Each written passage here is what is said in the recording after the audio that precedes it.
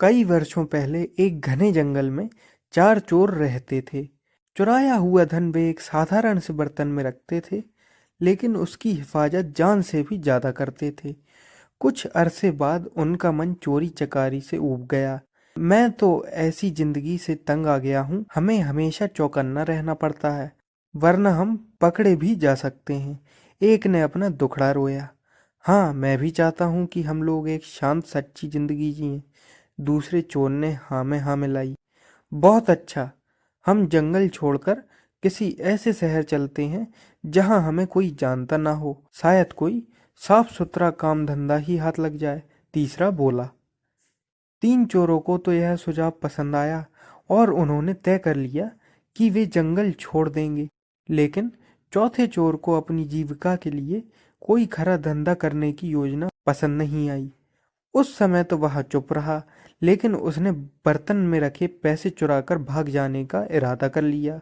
वह सही मौके का इंतजार करने लगा। चारों चोर एक शहर पहुंचे और वहां एक धर्मशाला में रुक गए। उनमें से दो शहर के बारे में कुछ जानकारी हासिल करने निकल पड़े। जल्द ही उन्होंने एक वृद्ध औरत का घर देखा, जो आरामदेह तो लगता ही था, उनके लिए ठीक भी था। दोनों ने धर्मशाला लौटकर अपने साथियों से वृद्धा के घर का जिक्र किया। वे भी सहमत हो गए और चारों चोर उस घर के लिए निकल पड़े। हम चारों व्यापारी हैं, एक चोर बोला, और इस शहर में कुछ काम धंधा शुरू करना चाहते हैं। हमें आपका घर पसंद आया और इसके कुछ कमरे किराए पर लेना चाहते हैं। हम जब तक यहाँ रहेंगे आपको अच्छा किराया देते रहेंगे। दूसरा बोला। बुढ़िया बहुत खुश थी और उसने अपने मेहमानों की खूब खातिरदारी की। आप यहाँ जब तक चाहें रह सकते हैं। वह मुस्कुराई। वह प्रसन्न हुई कि उसे अच्छे किराएदार मिल गए हैं। चारों चोर पता लगा चुके थे कि वह बहुत नेक और सच्ची औरत है, जिसे पराई दौलत का लालच नहीं है। इसलिए उन्होंने अपना पैसों से भरा बर्तन बुढ़िया को संभालने के लिए दे दिया। कृपया इस बर्तन को ध्यान से रखिएगा। एक ही शर्त है, इसे देना तभी जब हम चारों साथ में इसे मांगने आए। ठीक है, बुढ़िया ने बर्तन लेते हुए कहा। वह अपने घर के पिछवाड़े गई और देखने लगी कि कोई देख तो नहीं रहा है। जब उसे तसल्ली हो गई तो उसने जमीन खोदकर उसमें बर्तन डाला और उसे वापस मिट्टी से ढक दिया। चारों चोर कुछ काम धंधे की तलाश में शहर चले गए। जल्द ही वे काफी थक गए और बुढ़िया के घर से कुछ ही दूरी पर खड़े वटवृक्ष के नीचे बैठकर सुस्ताने लगे। तभी एक औरत लस्सी बेचती हुई वहां से निकली। चारों चोरों ने थोड़ी लस्सी खरीदने का निश्चय किया। लस्सी बहुत स्वादिष्ट थी। उन्होंने सोचा कि दोपहर के भोजन के साथ पीने के लिए थोड़ी लस्सी भी ले ली जाए। पर तीन चोर तो बहुत थक गए थे। लस्सी डालने के लिए बुढ़िया के घर से बर्तन लाने की हिम्मत किसी में नहीं थी। चौथा चोर, जो किसी ऐसी ही घड़ी की प्रतीक्षा में था, झट से जाने के लिए तैयार हो गया। वह बुढ़िया के घर पहुंचकर बोला, मुझे मेरे साथियों ने बर्तन लाने के लिए भेजा है, लेकिन मैं तो यह बर्तन तभी दूंगी जब तुम चारों इकट्ठे आओगे। वह मना करती हुई बोली। उस चोर के दिमाग में एक विचार आया। मेरे साथी यहाँ से कुछ ही दूरी पर केले के पेड़ के तले बैठे हैं, आप खुद ही पूछ लें। उसने राय दी। बुढ़िया घर से बाहर निकली। उसने तीनों को पेड़ के नीचे बैठे हुए देखा। क्या आपने अपने दोस्त को बर्तन लाने भेजा है? वह चिल्लाई। जी, कृपया उसे दे दीजिए, तीनों चोरों ने जवाब दिया।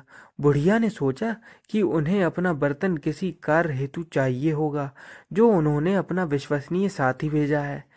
उस चोर को फावड़ा देती हुई वह बोली कि पिछवाड़े से खोदकर बर्तन निकाल ले। इतना कहकर वे अपने घर के कामों में उलझ गई। चोर ने बर्तन निकाला और चुपके से पिछले दरवाजे से भाग खड़ा हुआ। इस बीच उसके दोस्त चिंतित हो रहे थे। काफी वक्त बीत चुका था और उसके साथी का कुछ पता नहीं था। तीनों बुढ़िया के घर गए। हमने अपना साथी एक बर्तन लाने भेजा था, वह कहाँ है? उन्होंने पूछा। मैंने तो बहुत पहले ही उसे बर्तन खोदने के लिए कुदाल दे दी थी। उसने आपको बर्तन नहीं दिया? बुढ़िया हैरान थी। तीनों चोर समझ गए कि उनके साथी ने उन्हें धोखा दिया है। हमने आपको कहा था कि बर्तन तभी देना जब हम चारों आपके पास आए। आपने हमारी बात नहीं मानी। हमें लगता है कि हमारे साथी ने आपके साथ मिलकर हमारा पैसा हथियाने का षड्यंत्र रचा है। वे बोले। बुढ़िया बहुत दुखी हुई। वे तीनों उसे शहर के न्यायाधीश के पास ले गए और उसकी शिकायत की। न्यायाधीश ने फैसला दिया कि बुढ़िया की लापरवाही की वजह से ही तीनों को नुकसान हुआ है, इसलिए सारा हर्जाना बुढ़िया को ही भरना होगा। बुढ़िया रोती हुई घर लौट रही थी। इसी बीच राजा और उसका मंत्री भेष बदलकर अपनी प्रजा की परेशानियां जानने शहर के दौरे पर थे।